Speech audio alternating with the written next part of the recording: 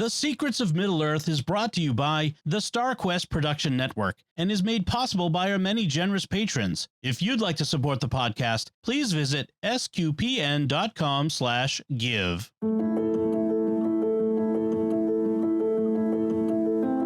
You're listening to The Secrets of Middle-earth, where we will discuss the hidden themes and deeper layers found in the works of J.R.R. Tolkien, whether in his writings or any of the media derived from them. And today we're discussing the new Amazon Prime show, Rings of Power, and introducing ourselves to you. So I'm Dom Bettinelli, and joining me today in the panel are Kaitlyn Facista. Kaitlyn. Hello.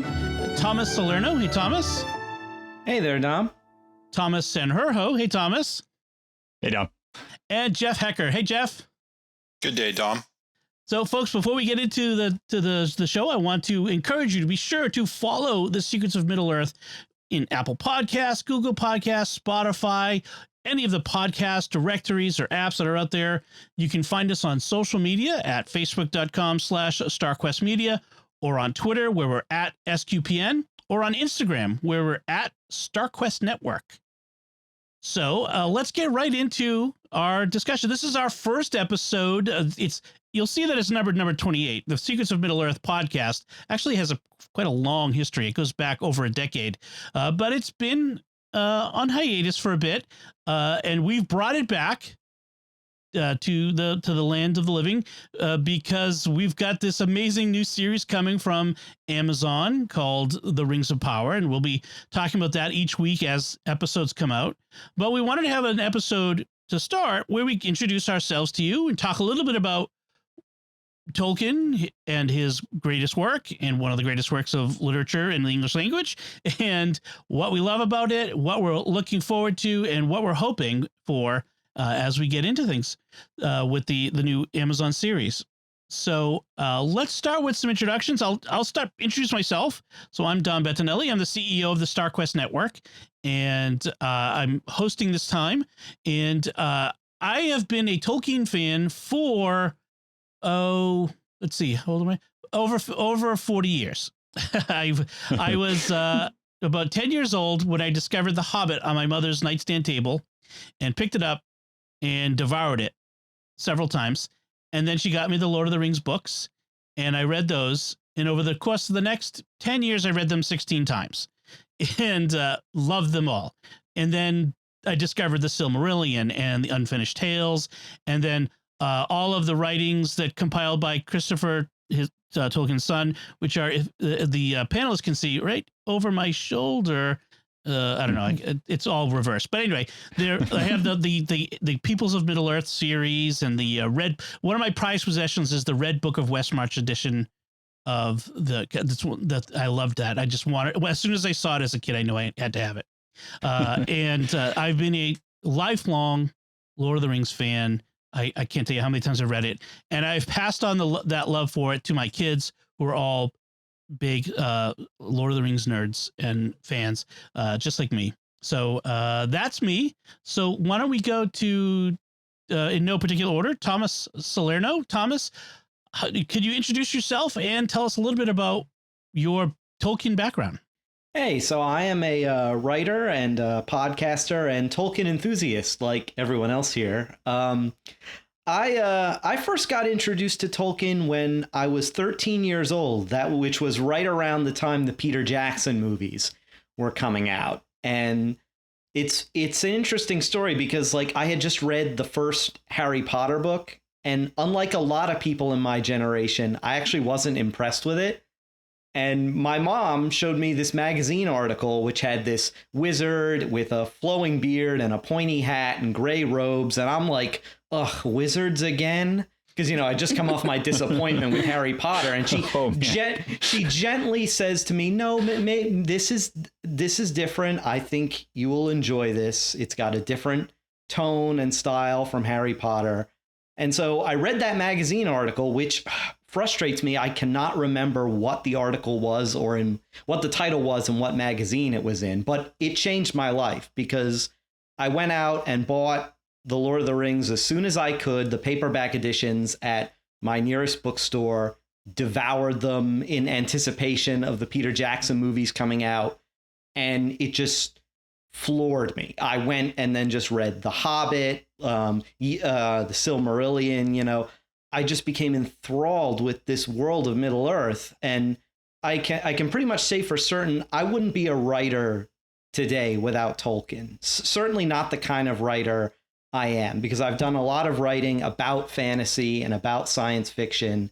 And I kind of trace my love for those genres to discovering Tolkien at 13. He literally changed my life. And to this day, I still listen to the audiobooks of The Lord of the Rings, the Robert Inglis narrations at least once a year, sometimes several times a year. But so I have lost count of the number of times I have read The Lord of the Rings. Nice.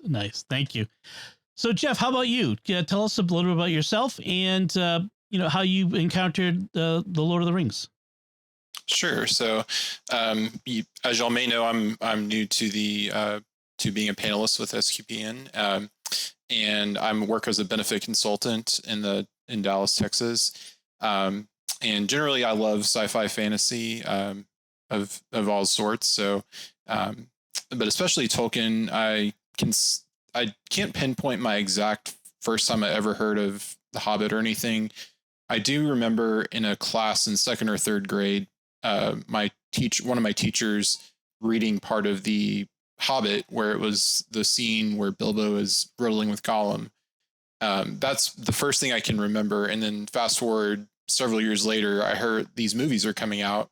I don't think I'd ever really picked up the books since that class, but the movies coming out, I usually like to read the book before the movie. So went out and got the books and absolutely loved them. And then I absolutely loved the first movie. And then I believe it was in ninth grade, around when the first movie came out, I actually did a book report on Tolkien and actually learned about his background and developing the languages and everything like that. And just thought it was so cool. And and then I've watched all the movies and then in college, I did pick up and read the Silmarillion. I don't know that I understood it all, but I did read it. And then I think I've read, and then I think I've watched the movies almost every year since. I haven't really gone back to the books until about a year ago. I started reading the Silmarillion again, a little bit more slower pace and in a book club. So I kind of was able to digest it and understand it a little bit better. And then after the Silmarillion, leading up to the show, I wanted to reread The Hobbit and Lord of the Rings. So I would say just I've had a long like of Tolkien, but I've really developed more of a love for his writing in the more recent years. Always liked it, but really have started to love it, especially as I've read it pretty subsequently. But a big fan of the movies as well. So awesome. Yeah, I have to interject. Just I get the experience of, for some of you, the books and the movies were concurrent, the encounters. Mm-hmm. Yeah. And for me, it was decades. The books were the only thing I had apart from the Rankin Bass right. Animated. I was going to say they do exist. There's a way, that whole thing. I mean, I love that. But yeah, I mean, it's kind of interesting that different perspective on how much the movies must influence your own mental image of the books, whereas I had all that time to really set an image in my mind of what the Middle Earth and all the people in it look like. So it's interesting, and maybe that'll come out more as we have our discussions ongoing. So that'll be fun. So Thomas Sanjurjo, how about you? Tell us about yourself and your Tolkien background. All right. Yeah. So I am a regular contributor to SQPN podcasts. So kind of the other direction from you, Jeff. But the first memory I have of Tolkien is I was an avid reader as growing up, and I would read anything I could get my hands on. And it was finding Wizard of Earthsea in a library and reading it that got me into fantasy. And so that's Ursula Le Guin, which is a separate author. But everywhere I looked when I started reading fantasy novels, people kept talking about this guy Tolkien. They were like, "This is Tolkien-esque," or "This comes from in the vein of Tolkien," or something like that. So I'm like, "Who is this guy Tolkien?" Right? and that's how I ended up finding the Lord of the Rings books, was from all of these references in these other books. And I didn't even know The Hobbit existed. I read Lord of the Rings all the way through and loved it, and then went on a search for all of the other things that he had written. I read actually the Silmarillion first, and then came back to The Hobbit afterwards. Oh, wow. And so my experience of The Hobbit is very different from I think anyone else's that's out there, because normally that's kind of the entryway that people get into Lord of the Rings from, but I was very much the opposite direction. And I fell in love with all of it. I absolutely loved the high fantasy. The tone of the writing is something that I adore. And then this followed me, this was when I was in middle school. Like, I think probably 4th grade is when I started reading fantasy novels. So I would have hit Tolkien by 5th grade at the latest. And then I had him all the way through my schooling. And then I got to college, and I started studying Middle English and Germanic studies. And lo and behold, Tolkien came up again. And so I was tasked a paper to write about Sir Gawain and the Green Knight, and his is the copy that I went to. His translation of Gawain and the Green Knight was the copy that I went to learn about it and to get his commentary that was in there as well. And he had a bunch of other commentaries about the ring cycle and all of the different Germanic studies that I was going through as I was traveling through college. So I have had a lot of Tolkien, both in the purely fantasy sense, but also in the academic sense of learning from the way that he constructed language and looked at language and looked at fantasy stories. So I love both sides of it. He's such an interesting figure, just as a storyteller, but also as a person who is deeply impressed with myth and fantasy and the creation of something real in a fantastical setting. Excellent. Thanks. All right, Kaitlyn, that leaves you to tell us about yourself and your life in Tolkien. Okay, so my name is Kaitlyn Facista, and I'm a Catholic convert and a wife and a mother. And I would say that I was introduced to Tolkien around the time when I was about 10. This was after the first movie had come out, and my dad had actually gotten a DVD of The Fellowship of the Ring for his birthday. And my dad is a real Star Wars guy. He's really into sci-fi, and he's not into fantasy at all. So he got this DVD and he's like, I don't really want this. I don't know what to do with it. But I saw it and I was like, what is this? I was immediately intrigued. And so I watched it and just immediately fell in love with the movie. And once I figured out, oh, this is based on a book, I had to get the books. And then I was kind of that nerd in middle school who was scribbling my name in Elvish all over my notebooks and stuff. And everyone was like, I feel like I got bullied quite a bit. So it wasn't a very glamorous start, but I was just so in love with Tolkien. And I don't really think I understood why at first. It was just something so immersive and something that drew me in. And I really just kind of followed that thread throughout all of middle school and then high school. And when I got married, one of my best friends, he gave me a copy of the Silmarillion as a wedding gift. And he wrote a really nice note on the inside, and I still have it. It's like one of my most worn out books, but it's really special to me. And again, I just kept following Tolkien, like, where is he going to lead me? And he also ended up playing a really big role in my conversion to Catholicism, because once I found out that Tolkien was Catholic, I was like, well, this is a guy that I respect so much. And he seems like he really knows what he's talking about. And the whole philosophy of Middle Earth just makes so much sense. So like, he must be onto something. So Tolkien played a really big role in my conversion. He's also carried me through a lot of dark times in my life. Like I've had a couple miscarriages, or just like different seasons of suffering. I've found so much hope and strength in Tolkien's works. And so since then, maybe like 5 or 6 years ago, I started a website called Tea with Tolkien, and we do a book club and all kinds of other Tolkien related activities online, and it's just like such a really great free community. So that's kind of where I'm at now. I've just been diving deeper and deeper into Tolkien ever since I was about 10. And I feel like you can't really ever read too much of him or get too much from him. And I'm always learning something new with every reread. Yep. That is true. Inexhaustible. Yes, definitely. Yeah. I love the fact that we come from a diverse set of backgrounds with Tolkien. You know, we all have a slightly different approach that we've made, different encounters. But I think it's clear we all have this love for the work that might be multifaceted. It might, it's such a huge encompassing work that there's lots of different ways, parts of it to love in a particular way. What is your favorite character from the stories, from the books? Do you have a favorite? If I had to make you choose, Thomas Salerno. Sorry, I'm gonna have to remember to do that. Who is your favorite character and why?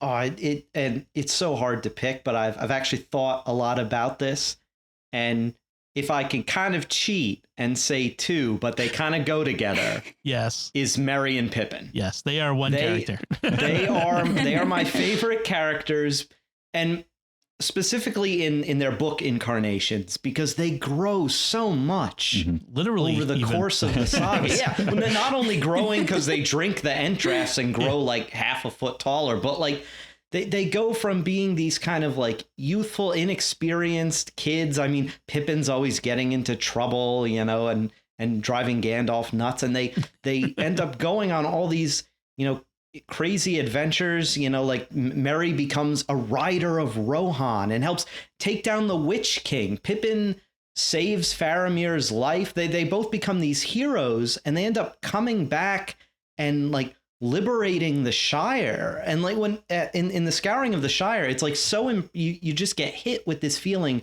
These two young people have grown so much. They've seen so much over the course of their journey that they're not the same people as when they left. And they have these like just this air of like seasoned veterans. Like they know exactly what to do when the Shire is in danger. And just that arc, that character growth, I just think is so fascinating. I think that sometimes they're almost underrated characters, but I love Merry and Pippin and their whole story. It just fascinates me. I love a good character arc. Awesome. Jeff, how about you? Do you have a favorite character?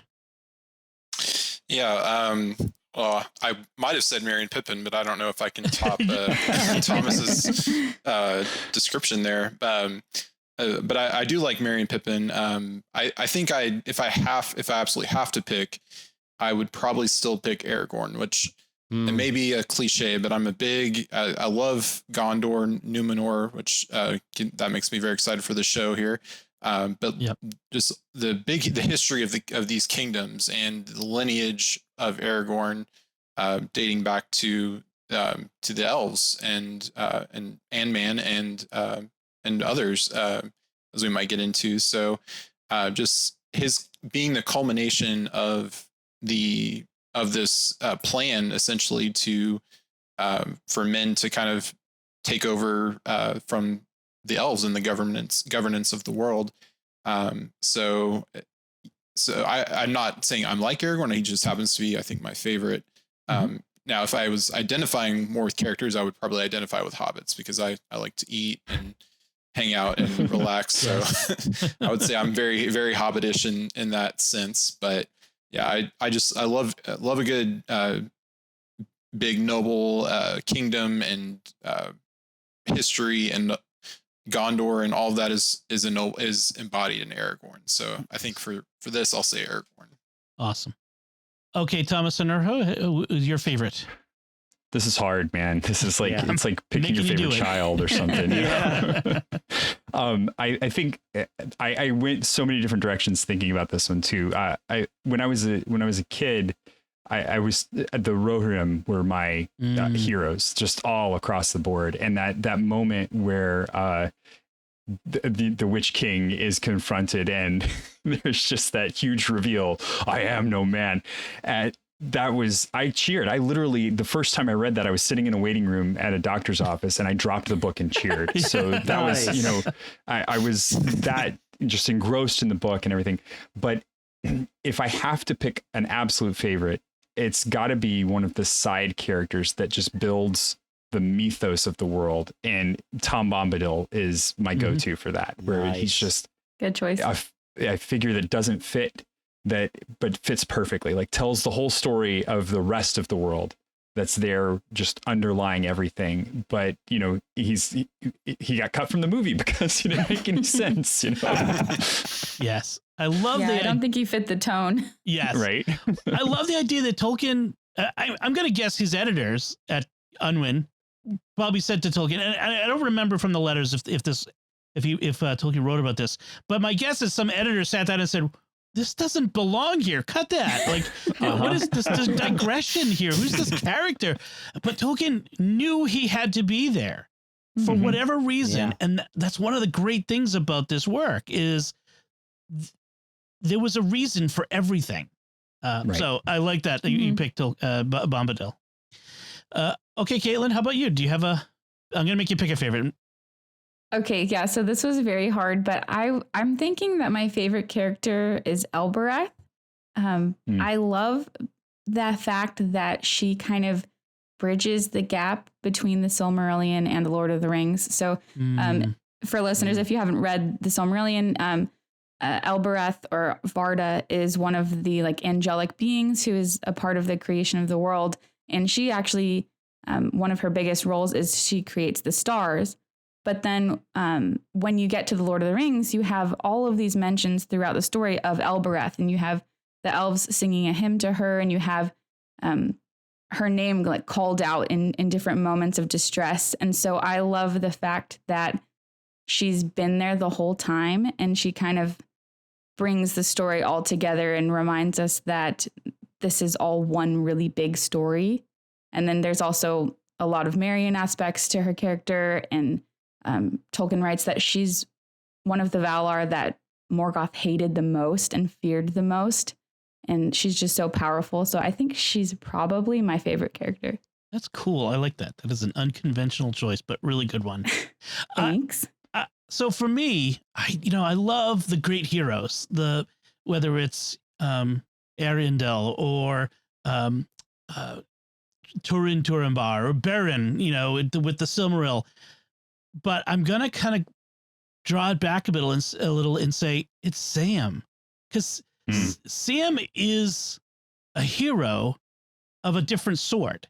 He's not the guy up front. Frodo's the guy up front. Sam is the guy who gets it done and goes home and starts a family and grows his garden, and that's me. I feel like in a way, I'm not a hero. I've got a family. I'm raising kids. And I identify with him so much, and I would hope that I would be as strong as he was. And he didn't even see himself as strong. That's the great part is that.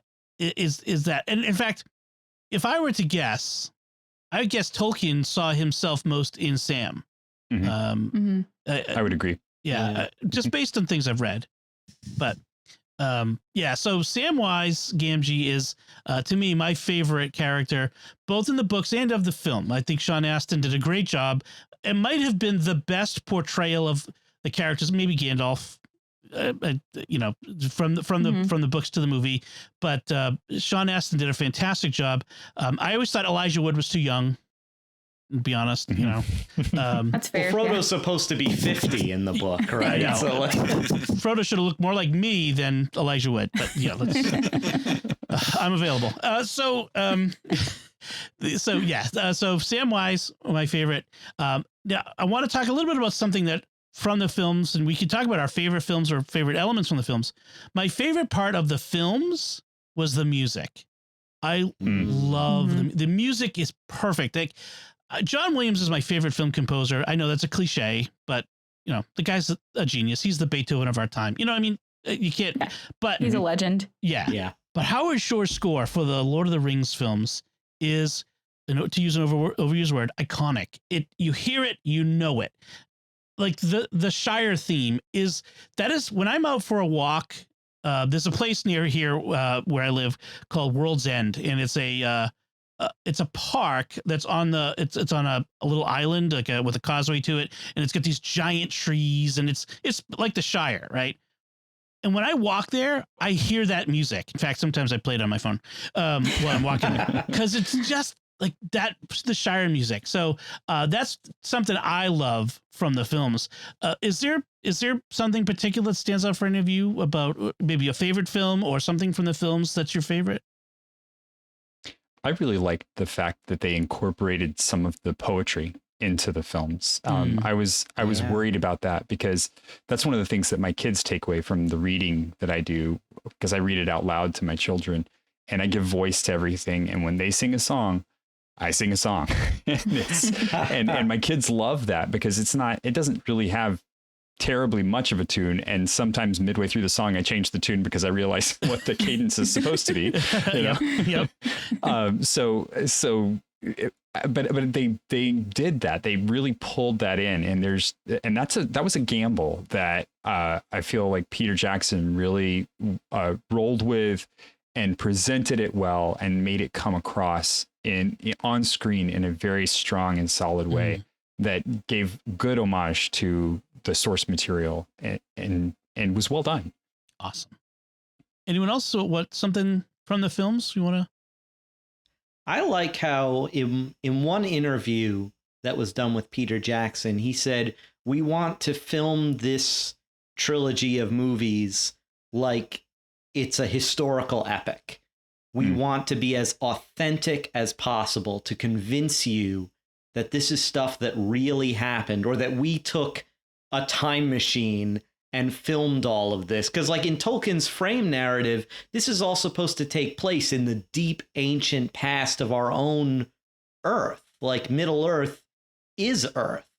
And that's it. Just the movies just came off as so authentic. All the props, all the sets, and some of the whole Minas Tirith miniature set that they built. You know, it looked like a real city. It had that almost Star Wars kind of lived in universe feel. Like it was just so immersive. It really captured that sort of immersive quality about the books that I love, because the books, you can tell Tolkien's developed a whole history and mythos based on these languages that he invented. So it feels real, like authentic history. And somehow Peter Jackson and his team were able to capture that in these movies. And that's what I love about the Lord of the Rings trilogy films. Well, something that popped into my head as we're talking about that, is it's amazing how high quality the films are, because if you go back and watch any other movie made in the early 2000s, the CGI is almost always terrible. But when you go back and watch the Lord of the Rings movies, like it's almost comparable to stuff that's still coming out today. Like you can tell the amount of craftsmanship that went into the effects and the props and everything. Like it was such a labor of love, and they were working with some of the most talented people around the world to make these films. And so they still hold up today, and they don't feel cheesy or dated even 20 years later, which for a movie, I feel like is a pretty big deal.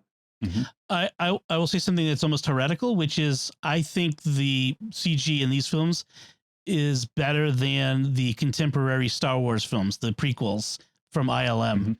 I know that's controversial, I suppose, but it holds up more than the prequels CG holds up. It is. Yeah, you're right. Well, and I think to that point, they went very heavy on the practical effects and only dropped back to the CG when they had to. So the huge battle scenes, there was just no way they could, manage that. So they did that. And some of the stories about that are very interesting, because they developed AIs for these guys that would make the units try and act naturally, so that they would, if they got routed, they would have to back off, and and so the AI was a little too good at doing that, so they had to tone it down some. I remember that. Yeah. So it was still early days of this kind of stuff, but they limited that as much as they could to only spots where they really needed it, and they could get away with it by hiding it behind colors and behind the other practical effects they had, so you could keep real characters in the front and then have the other things going on in the background that were there for flavor but could be ignored if you needed to. And that's something that I think a lot of times today the studios are trying to put the CG in the front to show off, and that's not really what CG is good at. Right. Right. How about you, Jeff? Anything from the films? Yeah.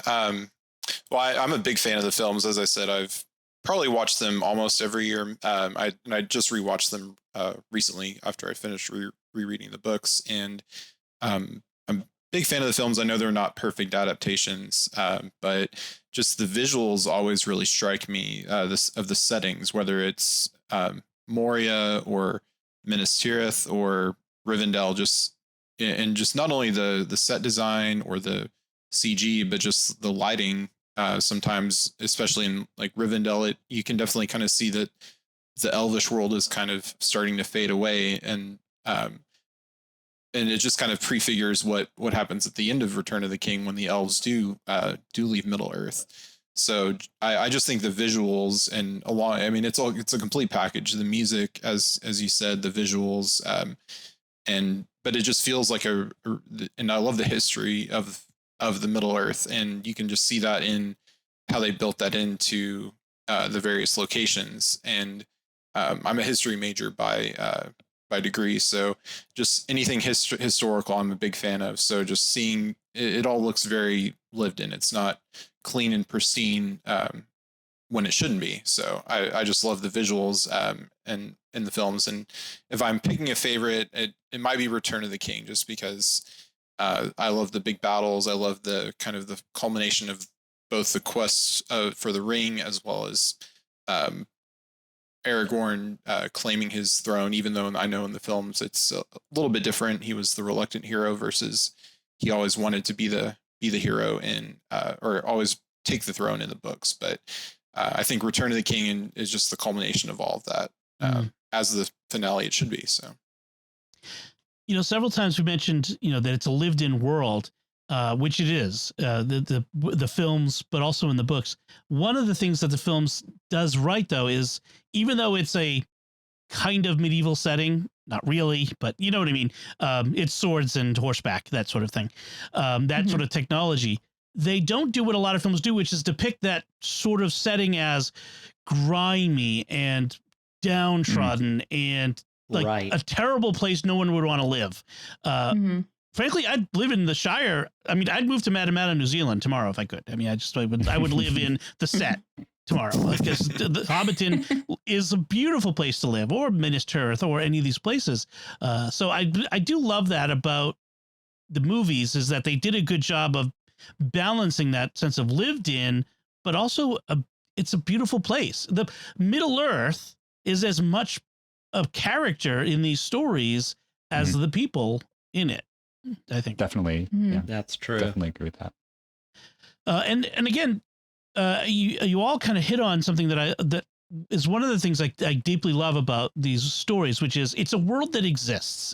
It feels, again, Tolkien is the world builder par excellence. Like Brandon Sanderson is known as a world builder. S.M. Sterling is a world builder, but Tolkien started it. He's the beginning. He's the guy who built a world over the course of almost 70 years. And started with the language. It was a world that had to exist because he needed a place to set an invented language.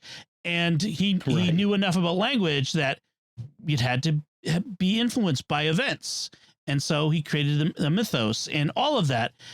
And that's what I think one of the reasons why it's so successful is because it's organic in that way and long lived. So that's one of the things I most love about these stories. Yeah, I like his take on kind of why he wanted these things to exist, and it was because he wanted the phrase elf and dwarf to be more than just an elf, like you have this mystical creature, elf on a shelf kind of thing, and he wanted elves and dwarves, and he wanted elvish and dwarvish, and he wanted those things to be. And not just in the sense that there's like,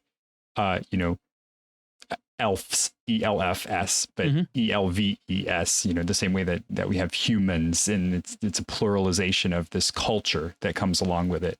And that, when you read about his writings about it, it's really interesting because he wanted fairy tales to come into existence and to have that richness behind them. Not just that an elf was this otherworldly creature, but why were they an otherworldly creature? What about them made them that way? And so and it's a really interesting take because it moves from this situation where we're othering these things and we're being humans the way we are, where this is a mystery, it's something different, and it's either terrifying or we want to prod it, and he's bringing it into a true existence that we can understand why they're different from us. And so the character of who a dwarf is and what makes them tick and why they're into craft, why they exhibit these greed tendencies to themselves, it became part of the narrative of who they were as a culture and built something bigger than just these greedy little things that lived in the earth and wanted to steal or jealously guard their things. They had reason for it. They admired craft. The beauty was found in the things that they could make. And he just built this incredible richness to these tales that were essentially children's tales and made them mean so much more than just that, very simple caricature that they were before. Nice. So we could talk for hours and hours, and we will in future episodes of this podcast about the wonder of Tolkien. But I want to move on to our the main reason we've started this podcast right now, which is Amazon Prime's The Rings of Power series. And obviously, anyone listening knows what I'm talking about because this is why we're here and why you've probably subscribed. It is a new series that takes place in the Second Age of Middle-earth. I'm just going to point out that 6 years ago, I posted on social media saying that they need to make a TV series set in Numenor in the Second Age, as long as it isn't Game of Thrones. I'm taking credit now for that. It's all you. It's me. Thanks. You're welcome, everyone. Thanks. Hope you get credit from them. Yeah. I haven't seen it yet, so I'm kind of maybe I shouldn't take credit yet, but we'll get there. Your check is in the mail. Yeah. So, and I kind of want to, before we start talking about our, what we expect, what we're hoping for, to point out something I think that someone already kind of referenced, which is books and movies are different things. I expect the storytelling in a movie or a TV show is going to be different from storytelling in a book. And I can't expect a filmmaker to make a film or streaming series that's exactly like the book. It just isn't possible. We see that over and over again, but you could still have a really good visual, piece of visual medium that tells a good story that doesn't do violence to the original, but in fact enhances it in some ways. And so when I approach these things, I expect them to be different from the book, to diverge in some ways. It's just inevitable. I mean, with a series that takes place in the Second Age over the course of thousands of years, we don't have thousands of years to tell this story, so they're going to compress things. And so that's one of the things I kind of want to bring up is what are your hopes and fears for this new series? What are you looking forward to, and what are some of the things you're hoping to, concerns that you're hoping to have allayed, set aside once it premieres? And again, we'll start with you, Thomas Salerno. What do you think? Well, what I'm really hoping for is compelling character arcs, because I love character-driven stories. I love when the characters drive the story rather than just kind of the plot affecting them and, them reacting to it. And some of the things that I've seen, I haven't been, paying attention to a ton of like the rumor mill, but some of the articles I've read and some things I've picked up from the trailers, I think we're going to get some really interesting character arcs, because I think we're going to have some characters who we know from the books and the movies starting at a place in their life where they're not those characters yet. and they kind of have to grow into the people, we know from Tolkien's books or from the Peter Jackson movies. And I think that's going to be an interesting transformation to watch if they do it right. And I hope they do it right. Also, I'm a lore guy. I'm hoping for deep lore references, from the First Age, from the Unfinished Tales, just all those neat little tiny, references that us Tolkien geeks just love to freak out about. So, I mean, I saw the 2 trees in that one trailer, so I know we're getting that. But Yep. but yeah, I would say my biggest fear is I hope that, unlike a lot of shows today, they don't use this as some kind of vehicle to make some sort of statement.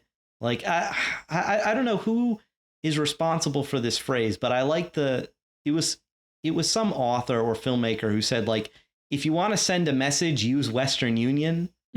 So, so in other words, like you can tell a message using fiction, obviously, but just don't beat the audience over the head with it. And Tolkien himself was very good at that, and he even says, like, in one, I think it's the preface to The Lord of the Rings, he says it had in the intention of the author no message, but he wove all these interesting themes into it that we can explore. I'm hoping that they do that they weave all kinds of interesting themes in. My biggest fear is that they ham fist in some sort of message that really doesn't fit.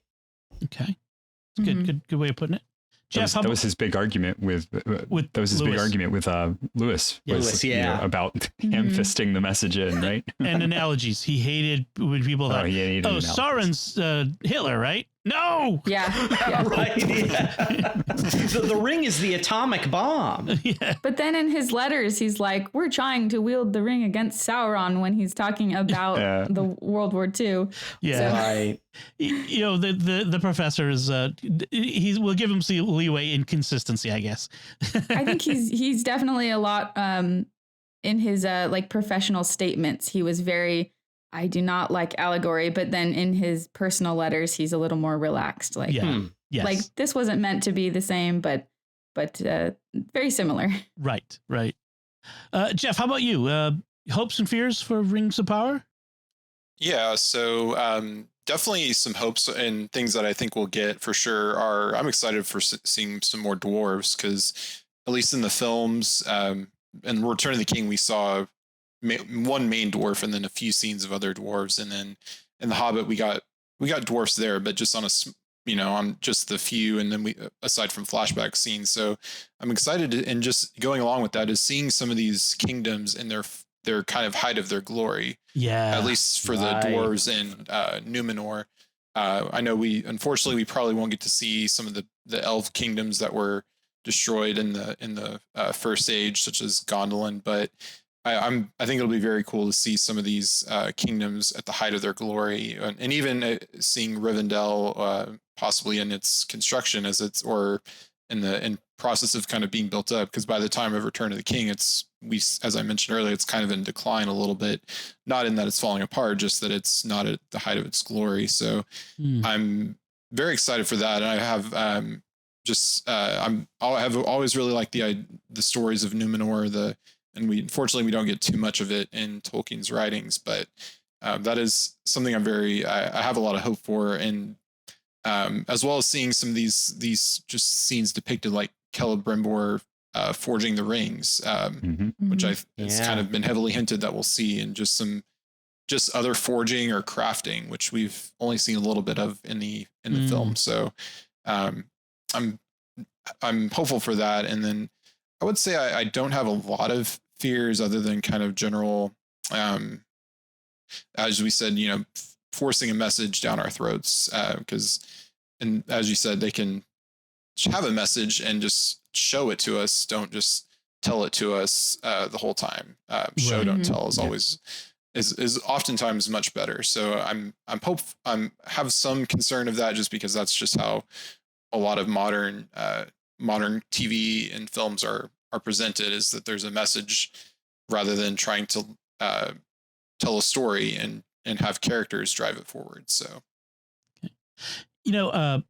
Thomas also mentioned the idea of flashbacks to places, and you mentioned Gondolin. I kind of hope at some point we get a flashback of Gondolin, because that is one place in the Silmarillion that always captured my imagination whenever I would read it. Is Same. What must have this place have looked like? It must have been amazing. And so I'm kind of hoping at some point we get to see it, because we're going to get a glimpse of Valinor. As you mentioned, we see the 2 trees, and that's where Valinor is. Maybe I hope springs eternal. Thomas Sanjurjo, how about you? Your hopes and fears? Yeah, I'm glad that we're seeing new Lord of the Rings stuff, like new Middle Earth stuff that's new, that's genuinely new, like completely new, even to us who've read probably everything there is to read about it. This is all going to be, at least a majority of it's going to be new territory that even we have not experienced, which is very good. I think that was a very smart choice on the part of Amazon to kind of pick this unplumbed era to go into depth with, because I'll go back to the Game of Thrones, talking about, where they did so well was when they were tracking right along with the books that George Martin had written, and where they ran into problems was when they took those same characters beyond where they had gone in the books, and they kind of unraveled toward the end because they didn't have even Martin's real involvement much towards the end there, and they were trying to, I think, hit a pivot point that he was wanting to go for, but they didn't have the aplomb with the way the characters worked in his style to really carry it through to the end. And so what we've got here is a limited set of characters that we know, which I think is really smart. So we've got Galadriel, who's obviously front and center, but then we've got a bunch of new ground to play with, and that's what I'm really interested in seeing, where they go in these new directions. So it's, creating new Lord of the Rings stuff, which is awesome. Awesome. Cool. So Kaitlyn, you're in a different position from the rest of us, and I'll reveal that now, which is you've had the opportunity. You were invited by Amazon to fly over to Oxford in England to see some preview materials. And then you went to Comic-Con in San Diego this past summer, where you participated in some Rings of Power activities that the Amazon was putting on. And then you were just this past week in New York City for a initial screening, shall we say, of the first 2 episodes, right? Is that what it is? Yep. Which I guess means we're going to see the first 2 episodes on the premiere date. So the first 2 episodes will drop together. Okay. So for you, it's not so much hopes and fears as what you've already seen. So maybe you can tell us a little bit about how. Well, I want to have an extended discussion when we've all seen it, but maybe you can give us some impressions of maybe what your hopes and fears were going in and how you're feeling about it now. Sure. So I definitely am not allowed to go into any detail. And I wouldn't want to anyways, because I wouldn't want to spoil anything for anyone. But I think my major concerns going in were that the show was going to try to mirror the style of Game of Thrones in the way that it's completely inappropriate for children. And I left the screening thinking that I am pretty sure at least my oldest child, who's 9, will actually really like the show. And so that was a huge relief for me. And I know every parent is different, so I'm not going to say, let your 9-year-old watch the first episode. You should obviously screen it before you show your kids. And my kids have seen a lot of action shows and, somewhat scary shows. So our family is a little more into stuff like that. But that was probably the best thing about it. I left the showing just feeling very, very calm. And relieved, because I did have a lot of fears about certain things that we had seen in the trailers. I think the way that the trailers have been cut together kind of caused me to worry about certain different things happening throughout the series. But seeing everything in context gave me a lot of peace, and I did feel a lot better and a lot more hopeful than I did going into it. I feel my main concern is that because they have, because of the time compression that they're utilizing, I worry that they're going to use that to take as many liberties as they want and just be like, well, it's the time compression, like kind of use it as a blanket excuse for whatever they want. So we won't really know that, I guess, until we've seen the whole show, all of the seasons of it. Right. But that does make me nervous. And then I also, I just feel still like just concerned because there are so many new characters that have been invented for the series. And it feels very disorienting because when you have these characters you already know from the books, you're like, well, I know where I am. I know where they're going. But then as soon as you have a new character, it's just like, where am I? Who are you? Like, what's going on here?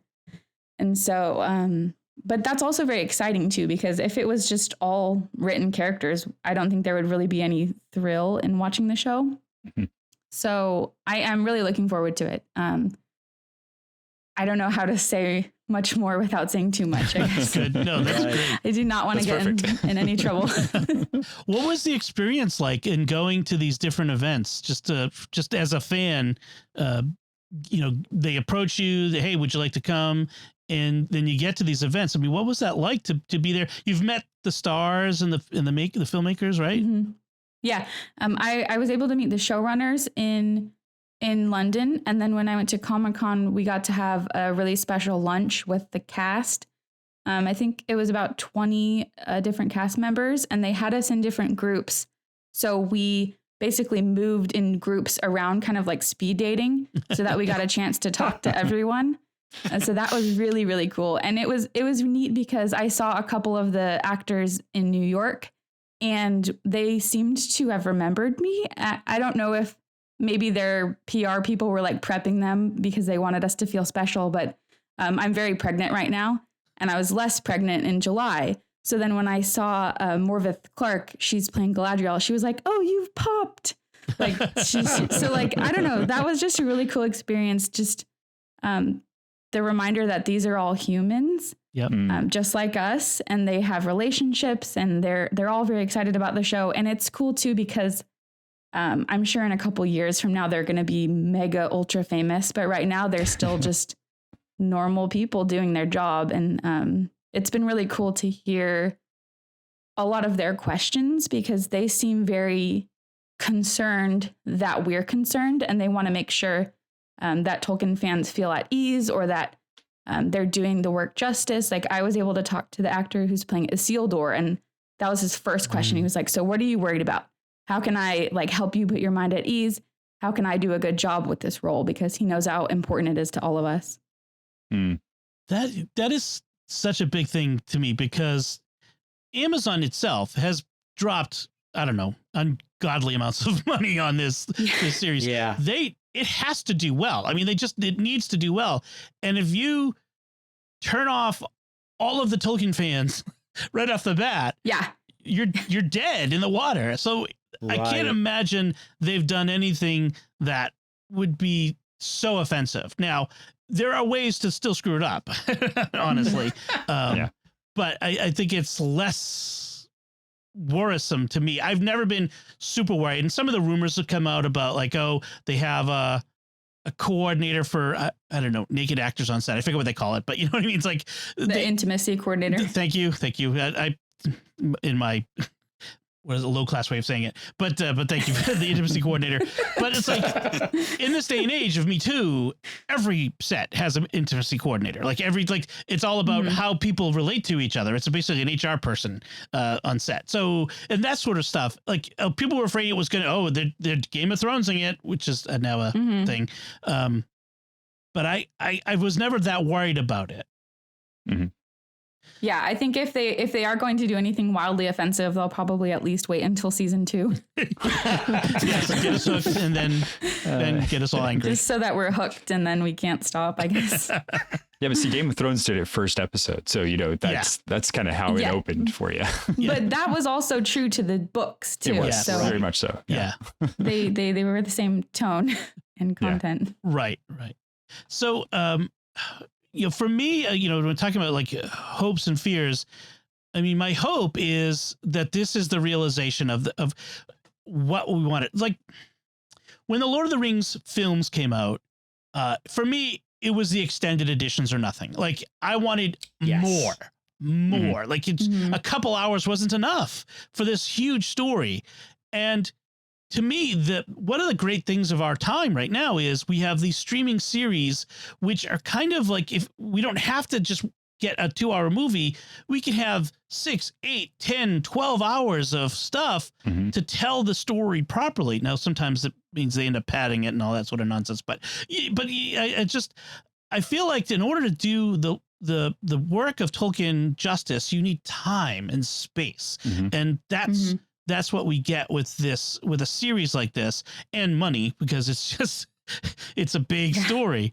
I like Thomas. I agree. I like that. I think it was one of you, Thomas, who said setting it in the Second Age an inspired choice, because that's the least we know about it, of any of the ages. And we have like in Unfinished Tales or in the appendices, we have descriptions and some scenes, little bits of scenes written out, but it's the least developed. We know what happens, but there's so much more that can be filled in.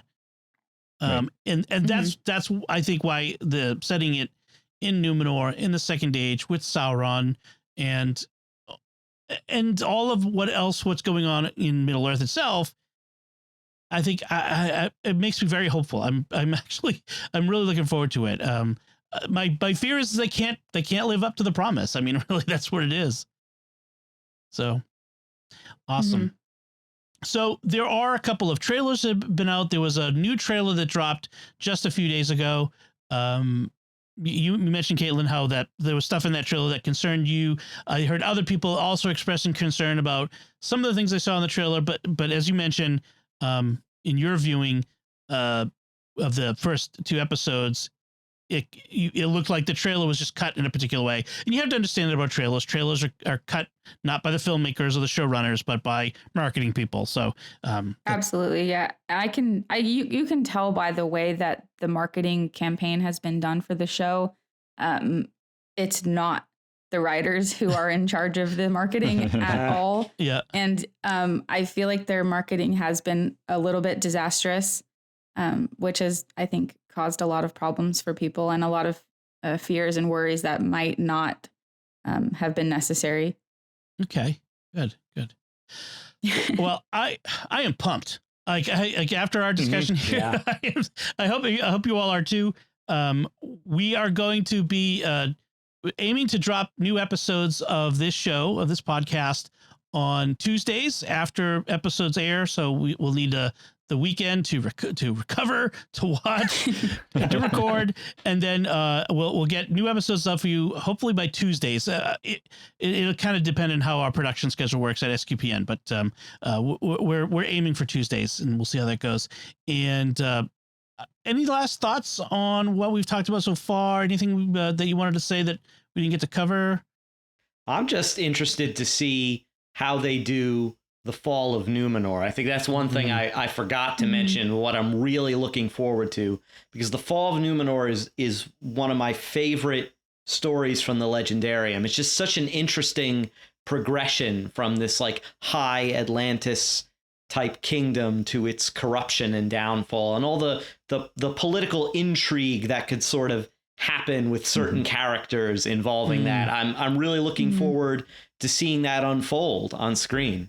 Yeah, and then following from that, I didn't mention earlier, but obviously that leads into the Last Alliance, which is in the prologue of the film. So we probably won't see them, marching on Barad-dûr, but we could see them outside fighting before the Black Gate as kind of the end of counterpoint to the end of Return of the King, where they were fighting before the Black Gate again. So I think that I'm a big fan of Numenor as well, and so I love to see it, but I think it'll be really great to see it leave too. So yeah, Kaitlyn, you keep posting on Twitter. I've noticed Elrond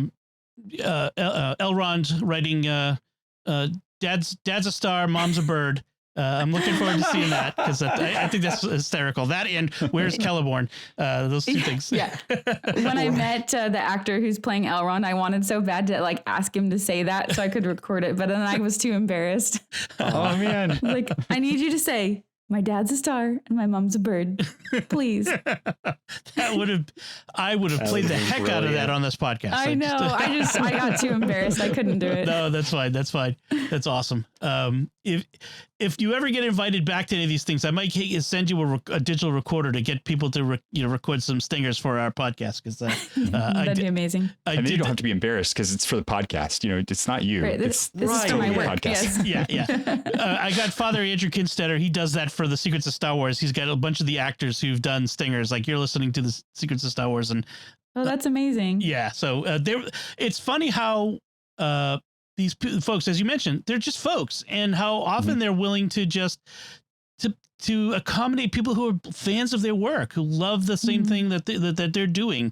And I love to see that in people, that for them it's not just a job, but they get excited and passionate about the thing. And I hope that it's just transformational for the people who make this show, that Tolkien's faith comes through, and we'll be talking about that as we talk about this story, how his faith comes through for them as well. And I think that will be interesting to see, and maybe as for all of us to pray for them.